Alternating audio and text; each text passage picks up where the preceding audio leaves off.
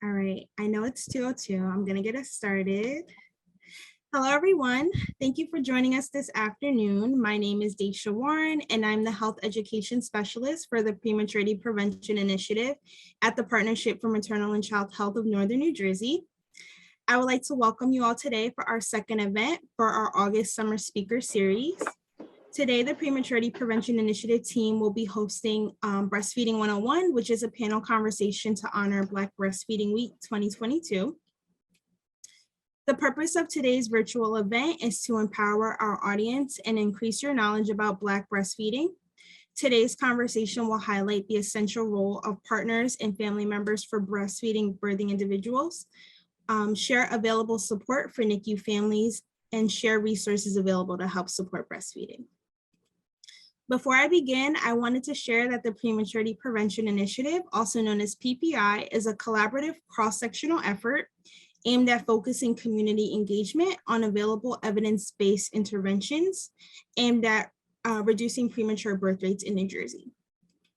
The Prematurity Prevention Initiative is under the direction of Family Health Initiatives and is supported by funding by a grant from the Community Health and Wellness Unit of the New Jersey Department of Health. So before we begin, just a few housekeeping rules for today's event. We ask that you please remain muted during today's panel conversation. If you have any questions, please feel free to add them to our chat.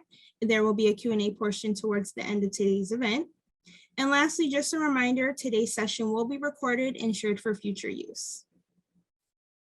So now I would like to welcome our amazing panelists for today's conversation. Today we have Nishita Pollard, MPH, IBCLC, CPST, health educator at Southern New Jersey Perinatal Cooperative. We have Melanie Hutton, CLC for MOCA Movement at the Partnership for Maternal and Child Health of Northern New Jersey. And Makiba Reyes, LPN, IBCLC, lactation consultant for Family Health Services at University Hospital. Thank you, ladies, for joining us today. So before we begin, just want to ask a quick icebreaker question. Why is Black Breastfeeding Week important to you? And I'm going to pick on Melanie first to kick us off. Well, thank you for letting me go first and to knock off the jitters. First of all, again, thank you for having me here. I'm really happy to participate in yet another event for Black Breastfeeding Week. And why is Black Breastfeeding Week important to me? It's actually super important to me because this marks the 10th year that Black Breastfeeding Week has been around. And I have a 10-year-old son, my last child. And it was really nice to see some of the struggles and the issues that I was having be recognized because they hadn't been with my other two children. I have three altogether. So that last child was, I had a lot of education. I had a lot of support. I learned how to advocate for myself because of Black Breastfeeding Week. And that's why it's super important to me and I love it. Thank you. Yeah, of course. I love your response. So we'll kick over to Nishita next for your. Black Breastfeeding Week for me is really important. I like to think about the fact that we're celebrating the many different uniqueness of like our culture and how we breastfeed. That's really exciting to me to be able to see people that I work with or even people in the community and kind of being able to feel comfortable doing certain things or even just being more vocal and just more present.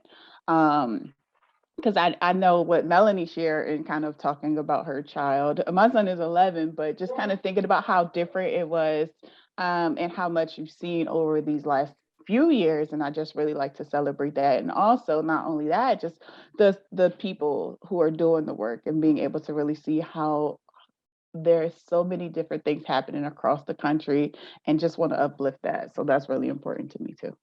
Perfect. Thanks, Nishita. Makiba?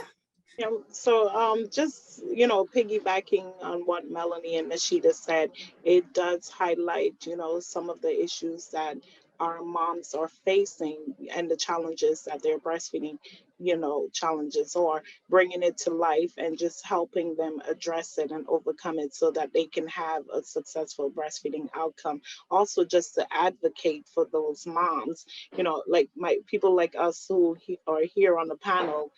It's great for our moms to see people like themselves representing and helping them learn how to advocate for themselves. So I think that's great that we have, Black Breastfeeding Week to just highlight all those important details and, Yeah. to deal with the enigma of Black women not breastfeeding. Because, most of us have successfully breastfed on the call, right? And we're still trying to help our moms do it too. So I think that's what it means to me. Right. I love all of your responses. I'm really a supporter of the advocacy. I think this week is really great to Right. highlight those challenges, but also show that advocacy is important and that, Black breastfeeding should be celebrated. Yeah. So for our first panel question, why is additional lactation support and education important for Black birthers? So anyone can jump in and start our panel. I mean, I think I just touched base on that. It Yeah. is important for, lactation support, especially in our community, because there is a lot of, enigma about why Black women are not breastfeeding. And we, as Black women breastfeeding ourselves, we know that some of the challenges our moms face is that they don't have, resources, like most others, or, they need that additional support and help. And it's good for them to see other women like themselves who have been through, the breastfeeding challenges that they're facing, helping them, just make that extra step. Like, I have to return to work, I don't have a pump. And with us supporting them, they find that connection that they need and the support to find the resources that they need to continue successfully breastfeeding. Right. Yeah, I just want to add to what Makiba said, which summed up a lot of a lot of what this conversation is about. There is that undertone and that idea that Black women don't breastfeed, but a lot of the professionals that are here to support breastfeeding birth givers in general don't always look like the people that they're offering the support to. And what comes along with that is not understanding the lifestyles, the experiences, unfortunately, the struggles. Black women are more likely to have to go back to work sooner after they deliver. Some of the jobs that are held don't allow for moms to continue expressing their milk when they go back to work. And, we all know about healthcare providers not listening and sometimes ignoring our needs and our health overall. So we have unique experiences. And again, to repeat what Makiba said, when you have people that look like you who have been successful at something, that peer support and that peer guidance and just that mentorship that I can speak to personally, because I've known Makiba for a very long time. And there's a circle of Black lactation professionals in New Jersey that is very tight knit. And if you know one, you know them all. And they all give each other support. And we need that same likeness when we're supporting our Black moms. Mm. Oh, wow. Thank you, Melanie, for that. Because a lot of the things that I think about is that education piece. And I think when we think about Black birthers, and just overall, there's a lot of things that we sometimes feel like, especially when it comes to education and not feeling like you've received it, or that is like what was shared. There's certain things that it's not always given because it's just perception that we don't. So just determining who you provide that education to. And I think that is unfair because then we leave a lot of people out there just uncertain or unsure. So I think that the education is really, really key.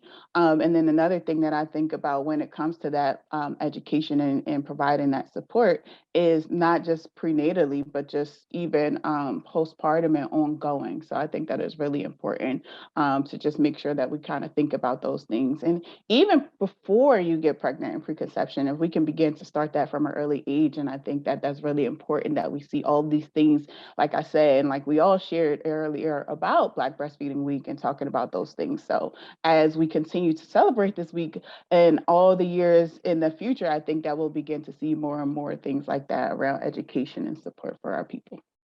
Yes, great. Thank you for your responses. So for our next question, can you share why it's important to have, well, we kind of touched on this already, but why it's really important to have Black lactation professionals in our communities, and have there been like improvement in Black breastfeeding outcomes with that? I will say that as far as representation, when we think about the field overall, and what it is very reflective of, there long, like bigger picture, there's a huge gap. And it's really important. And I know we touched on this briefly, but I think that it's really important to reiterate the fact that when it comes to making sure that we have someone to relate to. I feel like, going into these spaces or healthcare settings and sometimes having conversations with people, I can say things or they can say things in a way that, they just get it. And I don't have to go into all of that detail. So I think sometimes that is what can be lacking in the field. And so having opportunities for people of color to be in this space is really important. And then why is that important for Black breastfeeding outcomes is like I just said, like having those opportunities to have those connections and those conversations in ways that, so I know for me, just overall, when I think about like conversations, I don't want nobody speaking to me always in medical terms, and I want it to be relatable. And sometimes I think that our ability to take that information and then turn it in a way to make it relatable for our people to understand is really, really great. Right. Yes. Agreed. No, I agree completely with Nishita. And it is, you think of breastfeeding, giving birth, being pregnant, those are all super intimate moments. And you want to be able to relax and remember your questions, remember your comments, and to have to, for people of color, for Black women, myself especially, there's a lot of code switching that goes on in my life. Like I'm one person in the office, I'm one person with my girlfriends, and I'm another, I speak another way here. And, you want to be able to relax in that moment and absorb all the information and education that is available. Right. And sometimes the only comfortable space is when you see people who resemble you or live the same type of I don't want to say lifestyle, but have the same experiences that you do. Right. Mm-hmm. Exactly. That code switching. Woo.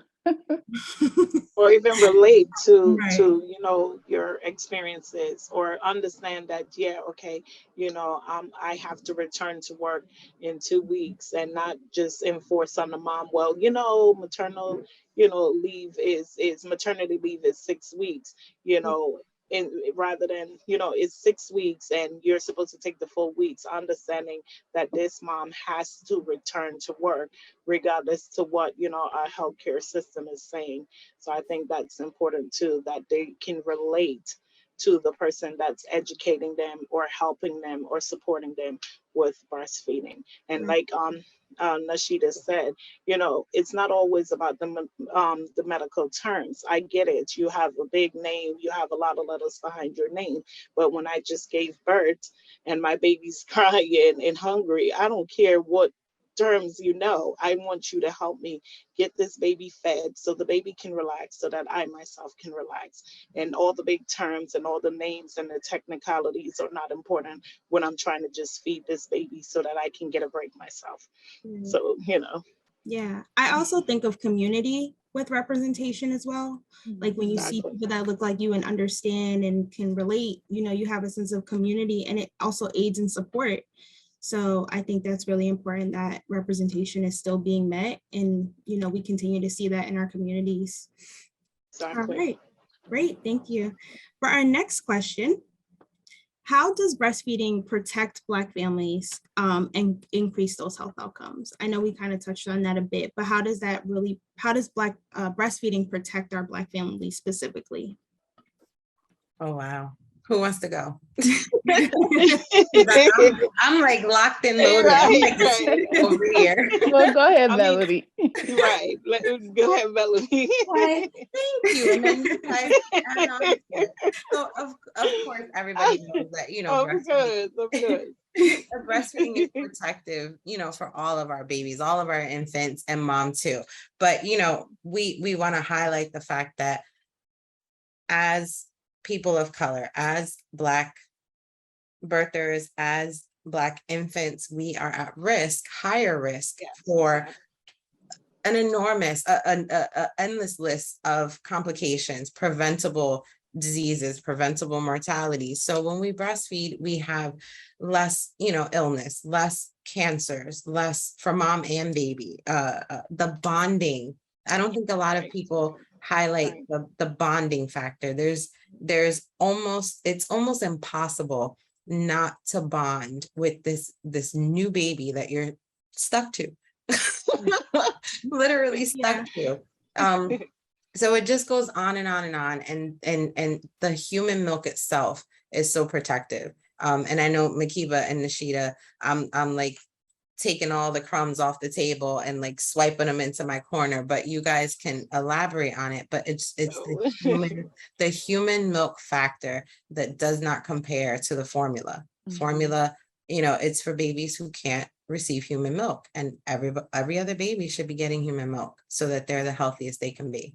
Right. Agreed. I like to tell our moms that your body knows exactly what kind of baby you had. Your milk will be specific to what your baby's needs are. And then I sometimes like to give them the story about, the one mom that, her milk just turned orange, just out of the blue. And then she gets to the hospital and, they check the baby and everything is fine with baby. And then 2 days later, that same baby was admitted to the hospital with RSV. So I tell moms, your body knows exactly what your baby needs. And when you're breastfeeding that baby, your baby communicate a message to the body to produce what the body needs. And then, Melanie touched on, the basics and the benefits of breastfeeding for mom and for the baby. But in a population where most of our women are at risk for, diabetes and preeclampsia and hypertension and all of those diseases that breastfeeding can help reduce, why not, right? Why not breastfeed? Right. So I try to give our moms all that information to let them make an informed decision about whether or not they want to breastfeed their baby. The other thing that I think about too is not just those things, because that is really great, but I also think about the maternal mental health, like of our families, and how breastfeeding is really important for that too. So I think about like what Melanie had mentioned earlier as far as the bonding, but other things that is also important to share is those different releases of hormones, of oxytocin, those feel good things, and how there actually is a decrease in some of the PMADs for people who do breastfeed. So just kind of thinking about that in that way is really protective, not of just those physical components, but also the mental. So yeah, I love that you touched on that, Nishida, because I personally didn't realize there was a connection. Well, obviously there's always a connection, but with the mental health aspect, that does play a part in the releasing of oxytocin and the different hormones. I also think it's just beautiful how the body can just make what the baby needs. Like, that's so interesting. Exactly. Beautiful to me that does that. It's so crazy to me because I think of it like it's a gift. Like, it's so unique. Like, it's so amazingly like designed. Like, our creator really took thought in detail to kind of think about how all these things are intertwined. And so I think we don't appreciate that enough. And so I just had to say that because that was what I was feeling in my spirit at the moment. Like, it's so bomb, like So true. Yeah, it's so fascinating. All right, thank you guys. So for our next question, how can a father or a partner or a family member help support someone who is breastfeeding? I guess I'll go. Okay.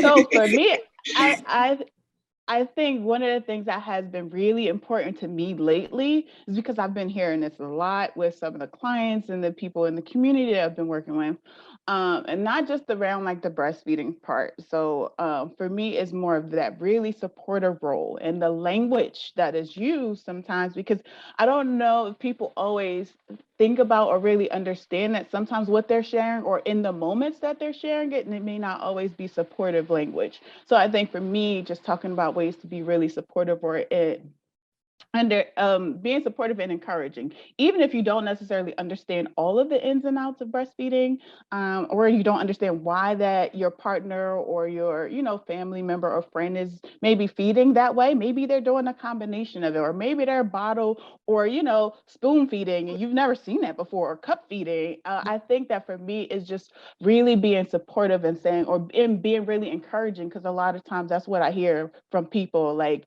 I wish that they didn't say that comment. Or sometimes I'm hearing things about like people's mothers or support people kind of saying negative comments. Not saying that everybody's family is like that, but I think sometimes we don't take into consideration those ways. So for me, the biggest thing is, even if you don't necessarily understand what's happening, but just finding ways to be supportive and using language and asking, how can I help you in those moments?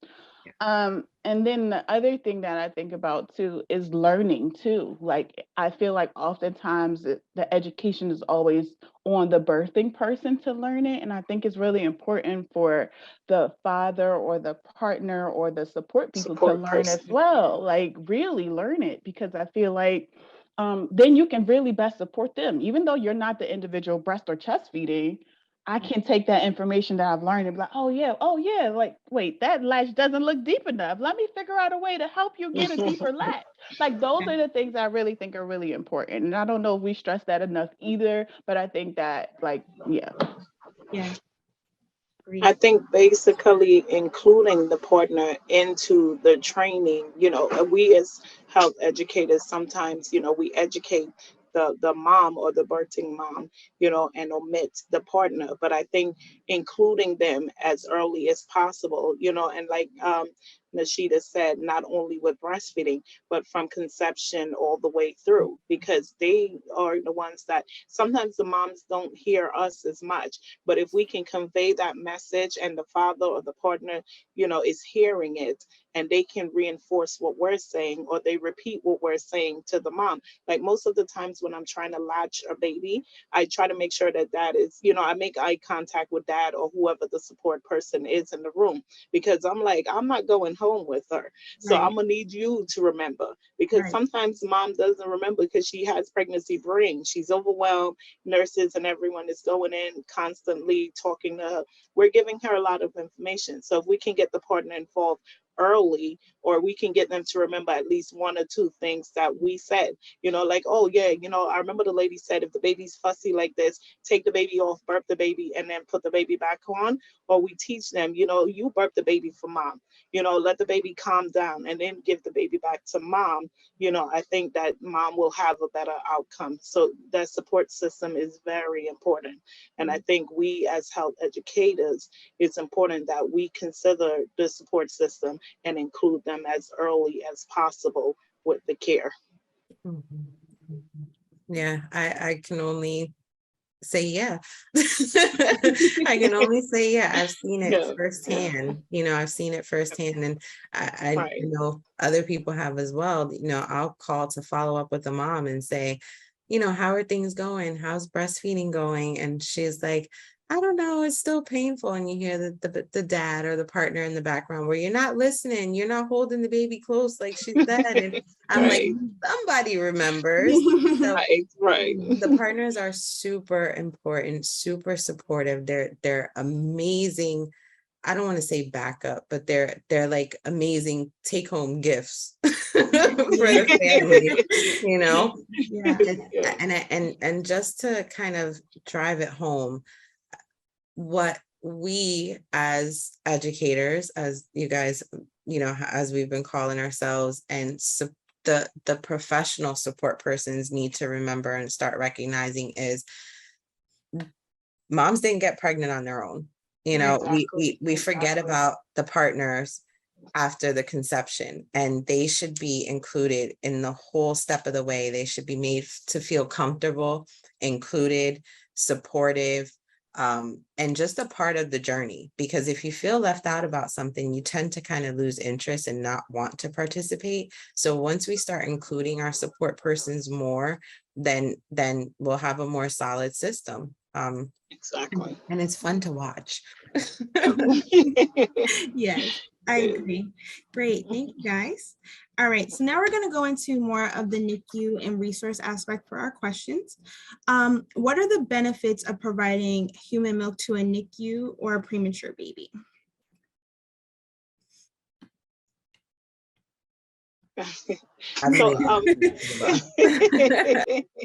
so kind of we touched base on some of these things already, you know, the bonding, you know, some research have shown that, you know, putting the baby skin to skin as opposed to, you know, in the isolate regulates the baby's temperature, respiration, pulse better.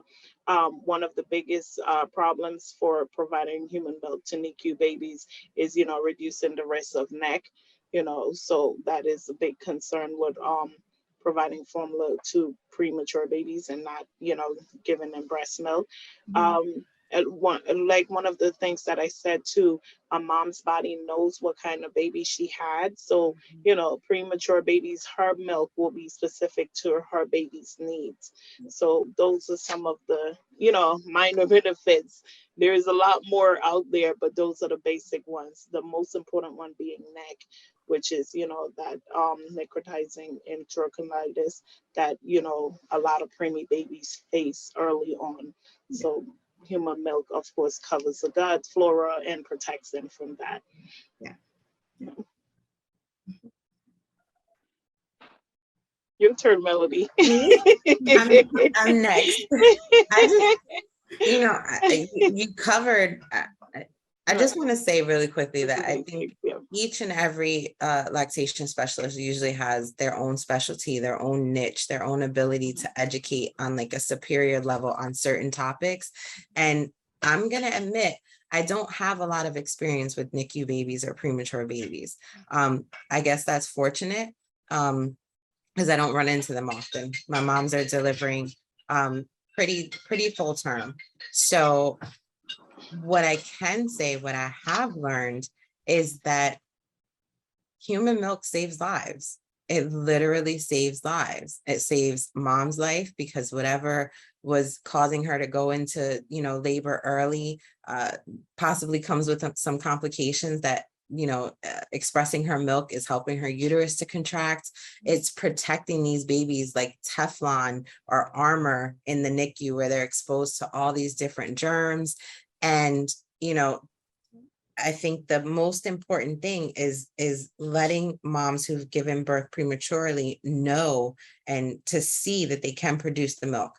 And if we start early, we'll have a really long life of providing human milk to our babies. Yeah. Right. Nishita, did you want to tie in anything? I don't really have much to add to that. I mean, it was all really good stuff. The only thing that I think about in addition to that is just also letting people know that they have options, right? So we talked about, you know, providing your own milk, but in the event that you're not able to, you know, have all of that ready and available, then knowing about human donor milk, right? Yes. And the benefits to having human donor milk for your baby as the next best not steps. I don't know what that was, but next best step. And just kind of being able to educate people on, you know, that, and also being able to make sure that people are aware that that is available to them. Yeah, agreed. Right. All right. Great comment, Nishita. Yeah. Great. All right. So our next question. What advice would you give to lactating families about overcoming breast and chest feeding challenges that they might face? Whoever So usually I tell my moms, you know, you and baby are learning together. So the advice that I give them about overcoming challenges is not to quit, because I'm like, you know, as long as you keep going and you keep doing it, you and baby will get the hang of it. So that's my greatest advice to them. Like, let's go. And then I'm like, you can call me as many times as you need to, because sometimes they know that they can do it, but they just need to hear, someone say, you got this, or let's try this today, or let's rearrange the baby, or let's reposition the baby.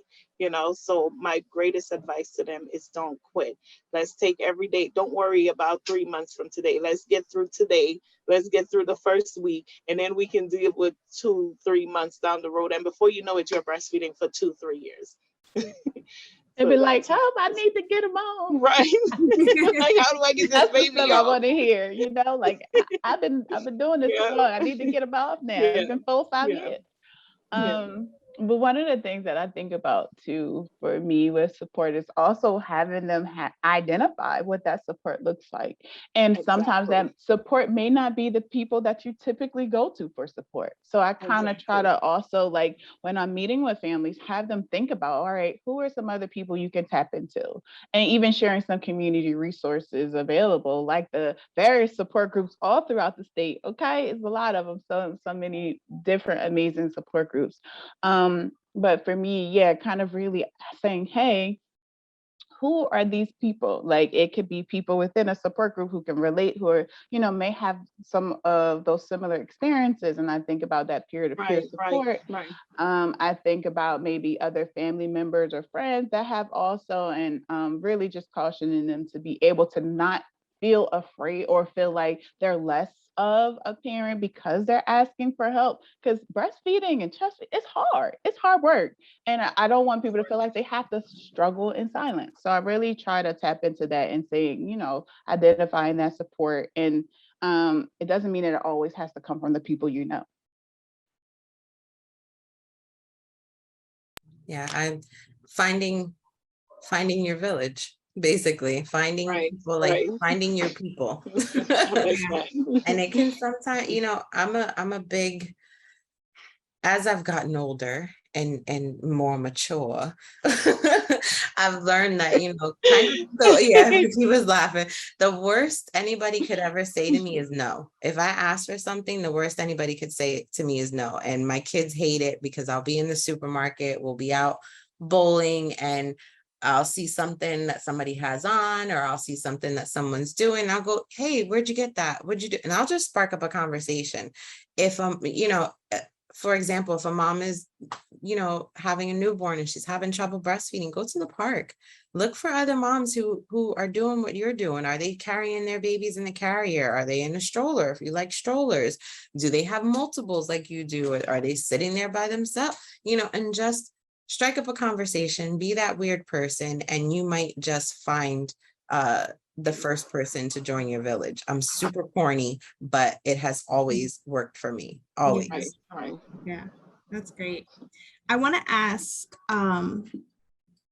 like, because I hear Melanie, you just shared, like, going out and finding your community. What is one tip, I guess, you would give to someone about, like, advocating for themselves when it comes to breastfeeding? Like, maybe they're at a doctor's appointment and their doctor's, like, not shutting down them. Like, what advice would you give them to really advocate to breastfeed, or, any challenges they may be having in that setting? Let's all say it together on the count of 3. Education. Yeah. Like, you really have to, in order to be an advocate, you have to know what your goals are, what your obstacles will be, and who to go to when you need help, if you need extra help advocating. But if a doctor or physician, I always say, if something sounds super duper crazy, it's probably not that reliable of information. When it comes to healthcare providers, it's a little more difficult because you always want to assume that you're getting fact-based and evidence-based information, but that's not always the case when it comes to lactation. So you have to plan to be an advocate for yourself, or you have to plan to have soldiers that will advocate for you in the event that you need them. And that, again, circles back to having a village, getting the education while you're pregnant, before you're pregnant, knowing what you want to do, and just really paying attention to what people are saying to you and what advice they're giving. Yeah, I agree. But like I said earlier, when you're a new mom and you have the baby and you're trying to feed the baby, and you don't need the big technical terms, you don't need the big words. So just to piggyback off of what Melanie said, ask questions, and then if you get an answer that you're not clear about, ask again, or ask for it to be broken down into people terms or Mhm. patient terms. Because yes, like you said, doctors have the technical terms, they have the information, but just because they have the information, it does not mean that the patient will always receive the information how it's presented. So ask questions, and if you're not comfortable with the answer, or you don't feel like your question was answered, ask the question again, or rephrase the question, or ask for clarification on the answer. Because most doctors, they're going to ask you, do you have any questions? If it's no, it's no. They're not going to keep elaborating or asking you, well, does your breast hurt, or does the baby suck, or did you see a wet diaper, or did the baby have a poop diaper, or was the diaper a quarter size, or was it a dime size, or was it just a speck? They're not going to know that unless you say it. So Right. my biggest advice to them is ask questions. And if you don't feel like your question was answered, ask again, or ask the question in a different term, or say, you know what, you explained it, but I didn't get it. Ask. Right. All right, great. So we come into our last question for our panel conversation. Can you share with the audience some resources that could be useful for handling the recent formula shortage that has impacted like so many families in our community? So, of course, we use WIC as one of our biggest resources. And then some of the moms who were saying that they were having problems getting, their formula through WIC, also, we referred them to food pantries. And in the different community, places, La Casa, we referred some moms to them. And even though they did not know where to get formula for the moms, well, they didn't have formula, they knew where to send them. So we were using WIC, we were using food pantries, and we had a doctor that gave a series on if the baby is healthy and do not have, a GI problem, or is not on a specific formula, what formulas to alternate and Mm, use. yeah. So that's what we were doing with the recent formula shortage. Great. Those are great resources. And I just want to add, in case no one gets to mention this part, but I think we're all aware of it, is that making homemade formula is absolutely not the recommendation. We don't want to be doing that. We're not judging anyone who's thought about it, but it's not the safest thing for our babies. And we want to keep our babies safe. And if anyone is still experiencing, issues with formula shortage or not being able to obtain formula, again, ask your village, Right, your right. friend, someone has the information. Mothers are very resourceful. Yes, I would There's have a learned. mom. Yeah, there's a mom who's getting all what she needs, or at least most of it, because she knows how to navigate and move her way through the system. And she's somewhere around. So just ask. Yeah. Yeah. Mhm. One of the things that I wanted to share in addition to that, because resources are really, really important, and being able to, feel like and access them. One of the ones that stands out to me that I wish we use really frequently is zip milk as an opportunity to be able to Yeah. locate and identify different places, support, and Mhm. lactation professionals in the state of New Jersey. And then, of course, there's a lot of different information available through the state and also CDC's resources. But then I think about something that we sometimes touch on is just like informal milk sharing. And how people have gotten milk sharing from others, and just kind of knowing and being able to be aware and educating yourself about those things if that was a conversation that did come up as well.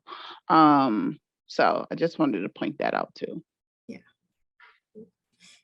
All right. Makiba, did you want to say anything? I saw you come off mute, but okay. All right. So we have about 20 minutes left. Now we can open up to our Q&A portion. So if anyone has a specific question for our panelists, please feel free to add it into the chat and I can read a question off if you have one. Oh, I do see one coming. I see one now from Deb. It says, does anyone have any questions or action items?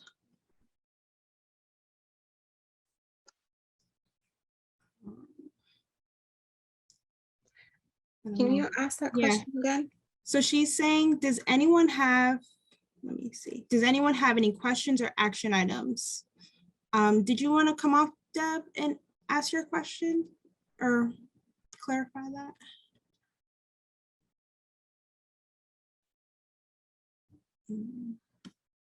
Okay. Let me see. I'll give her a second if she wants to come off mute. Okay. So I do see one comment from Donna Rubin, lactation student occupational. Oh, I'm sorry. That's where she's coming from. Would you address? Oh, but she did ask a question. Would you address how to approach a lactating parent who is skeptical and who doesn't want to make you feel guilty for choosing not to breastfeed?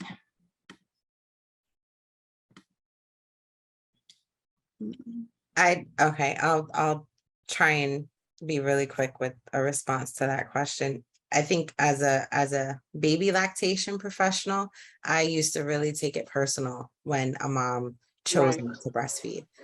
It would hurt my heart. It would, especially if they had a lot of milk. If the baby was like all while I'm sitting there with them and the baby's like looking and trying to latch, I'm like, what do you do? The baby's there. And it took a few years for me to realize, Melanie, that's not your baby. That's not your makeup opportunity for any past breastfeeding goals you didn't reach. So, everybody is unique. Every parent is unique. Their life experiences before they came and sat down with us or talked to us are unique and personal to them.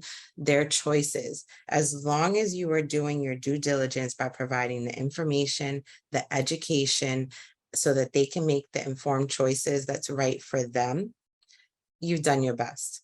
You've done your best. We can't breastfeed everybody's baby. Mom has to choose, parent has to choose. And it took a long time for me to learn that, a really long time. Yeah. Thank you for your transparency, Melanie. That was great. So I do see another comment from Dr. Campbell, and she says, unfortunately, most physicians don't have adequate training in lactation. So you might need to seek expertise from those who actually have breastfeeding expertise. Academy of Breastfeeding Medicine is trying to change that. So I guess that was just her comment. All right, does anyone have any questions before we wrap up for our panelists?